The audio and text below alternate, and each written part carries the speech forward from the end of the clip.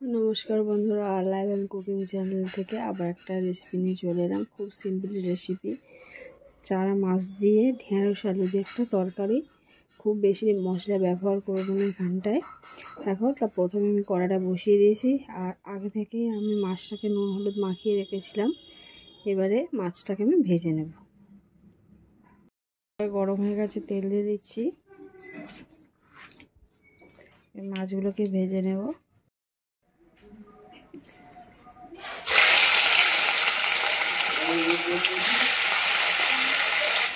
আমাদের একদম ছোট্ট চারা মাছ, মাত্র 200 গ্রাম ওজন।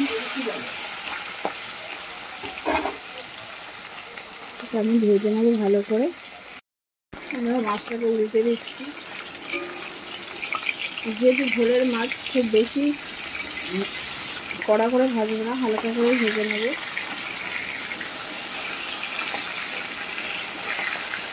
আমরা যেহেতু এখন সময় খুব কম থাকে মানুষের, তাছাড়াও মশলা বাটার একটা সমস্যা থাকে, সেজন্য কোনো বাটা মশলা ব্যবহার করবো না। এর আগেও আমি তোমাদেরকে দেখিয়েছি যে গ্রেট করা আদার সঙ্গে ধনে জিরে লঙ্কা হলুদ দিয়ে জলে আগে থেকে ভিজিয়ে রেখে যে মশলাটা তৈরি করে রান্না করা হয়, অনেকটা বাটা মশলার মতো স্বাদ পাওয়া যায়। আজকে আমি সেরকমভাবে তৈরি করে রেখেছি।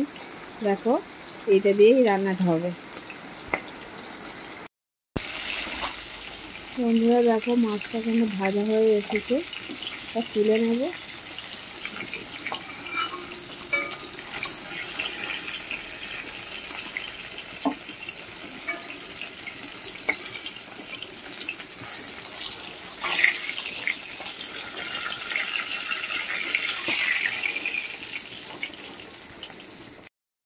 দেখো বন্ধুরা, মাছের যে তেলটা ছিল ভাজার, সেটাতে আমি আলুগুলো দিয়ে দিচ্ছি। আলুগুলোকে সরু সরু করে কেটে নিয়েছি, নিয়ে ভালো করে আমি আলুগুলোকে ভেজে নেব। আর বন্ধুরা, আমার যেহেতু তেলটা গরম ছিল, সেজন্য আমি কোনো ফোড়ন দিইনি। এখন দেখো, 5 ফোড়ন আমি দিয়ে দিচ্ছি। যেহেতু জিরে ধরে আমি আদা মশলায় তো দেবো, সেজন্য এখানে 5 ফোড়ন দিলাম। এবার আলুগুলোকে ভালো করে ভেজে নেব, একটু লাল লাল করে। এখানে আলুটা ভাজা ভাজা হয়ে এসেছে। এবার আমি কিছু ঢেঁড়স দুটুকরো করে রেখেছিলাম, সেগুলোকে দিয়ে দিচ্ছি। এখানে তোমরা ঝিঙেও ব্যবহার করতে পারো, বা অন্যান্য সবজিও ব্যবহার করতে পারো। আমি একটু ঝিঙে দিয়ে করবো না, আজকে আমি ঢেঁড়স দিয়েই করছি। এবার 2-3 মিনিট হচ্ছে ঢেঁড়সটাকে আলুর সঙ্গে ভেজে নেবো। আমি 2 মিনিট ভাজার পরে একটা আমি টমেটো 4 টুকরো করে রেখেছিলাম দিয়ে দিলাম। এর সঙ্গে আমি 4টে কাঁচা লঙ্কাও দিয়ে দেবো। কাঁচা লঙ্কাটাকে মাঝখান দিয়ে ছিঁড়ে আমি দিয়ে দিচ্ছি।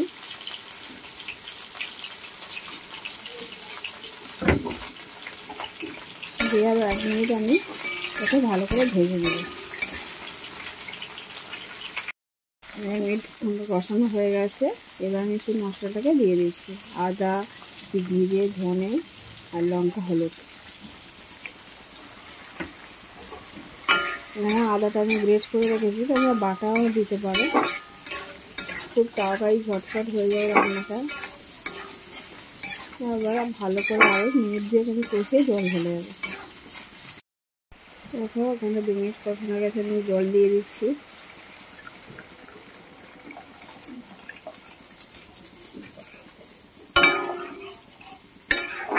খুব বেশি জল দিতে হবে না। দেখো, এরকম পরিমাণ জল দেবে। তোমাদের যেমন সবজি তোমরা ব্যবহার করবে, তোমরা ততটাই জল দেবে। জাস্ট আলু আর ঢেঁড়সগুলোকে ডুবিয়ে দিয়েছি। এবার চাপা দিয়ে দেবো। আরও 2 মিনিট পরে আমি যখন দেখবো আলুটা কতটা সিদ্ধ হয়ে গেছে, তারপরে মাছগুলোকে দিয়ে দেবো। বন্ধুরা দেখো, তরকারিটা ফুট ধরে গেছে। এবার আমি লবণটা দিয়ে দেবো, স্বাদ অনুযায়ী লবণ দিয়ে দিচ্ছি।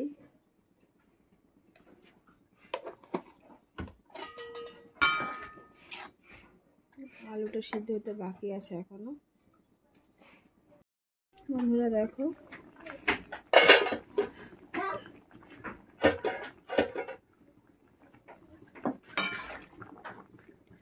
আলুটা একদম সিদ্ধ হয়ে গেছে।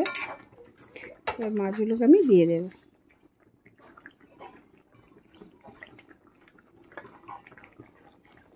বন্ধুরা, এখন আবহাওয়া খুব একটা ভালো যাচ্ছে না, কখনো ভ্যাপসা গরম, কখনো বৃষ্টিতে ঠান্ডা লাগে।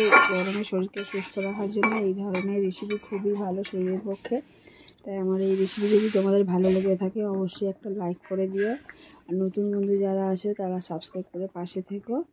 অবশ্যই বাড়িতে ট্রাই করে এই ধরনের শরীরকে সুস্থ রাখার জন্য রেসিপি করে খেও। বন্ধুরা, আমার আজকে এই রেসিপি এই পর্যন্ত।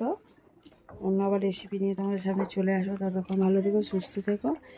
বন্ধুরা, এবার ঝোলটা হয়ে গেলে আমি তোমাদের দেখাচ্ছি। আরও 2 মিনিট আমি রেখে দেবো।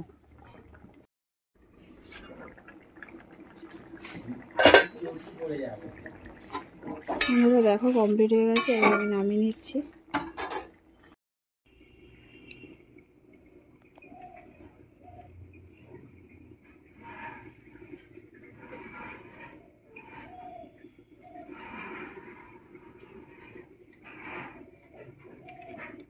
বন্ধুরা, আজকে এই পর্যন্ত। ভালো থেকো, সুস্থ থেকো।